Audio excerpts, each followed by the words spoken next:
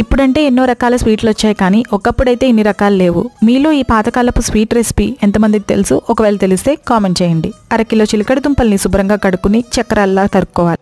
చక్రాల్లా తరుక్కునే చిలకడ దుంపల్ని ఆవిరికి ఉడకబెట్టుకోవాలి. ఇలా ఆవిరికి ఉడకబెట్టుకోవడం వల్ల పోషకాలు అనేవి పోకుండా ఉంటాయి. చాలా సాధారణంగా నీళ్ళల్లో ఉడకబెడతారు, అలా కాకుండా నేను ఆవిరికి ఉడకబెడతాను.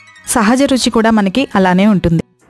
ఇదే స్టీమర్ గిన్నెలో నీళ్లు తీసేసి ఈ ముక్కలన్నీ వేసుకుని ఇందులో పావు కప్పు బెల్లం వేసుకోవాలి. నేను తీసుకునే చిలకడ దుంపలు ఎక్కువగా తీయదనం లేవండి, అందుకే నేను పావు కప్పు వేసుకున్నాను. చిలకడ దుంపలు ఎక్కువ తీయగా ఉంటే మీరు బెల్లం తగ్గించుకోవచ్చు. ఈ బెల్లాన్ని నేను నానబెట్టుకున్నానండి. మీడియం గ్లాస్ నీళ్లు కూడా వేసుకున్నాను, బెల్లం నీళ్లు. అందులో 1 టేబుల్ స్పూన్ యాలకల పొడి, ఇలాచీ పౌడర్ వేసుకుని 10 నిమిషాలు మళ్ళీ లో ఫ్లేమ్లో మూత పెట్టుకుని ఉడకబెట్టుకోవాలి. బెల్లం డైరెక్ట్గా వేసుకుని పావు కప్పు నీళ్ళైనా వేసుకోవచ్చు. పాకంతో పని ఉండదు. గులాబ్ జామ్కి ఎటువంటి పాకం చేసుకుంటామో అలా వస్తే సరిపోతుంది. ఈ చిలకడ దుంపల్లో విపరీతమైన న్యూట్రిషన్ ఉంటుందండి. విటమిన్స్, మినరల్స్, ఫైబర్ ఉంటుంది కాబట్టి పిల్లలకి పెట్టడం కూడా చాలా మంచిది. వీడియో నచ్చినట్లయితే లైక్ చేసి సబ్స్క్రైబ్ చేయండి.